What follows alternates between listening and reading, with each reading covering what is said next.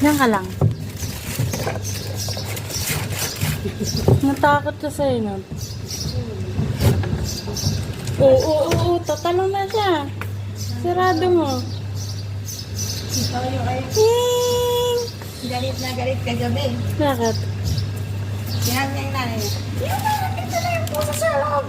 Pumasok to? Pumasok daw, sabi ko toyo. Ba't nakapasok? Bukas mo yung pintong pa dito kagabi Saan? Bintana dito.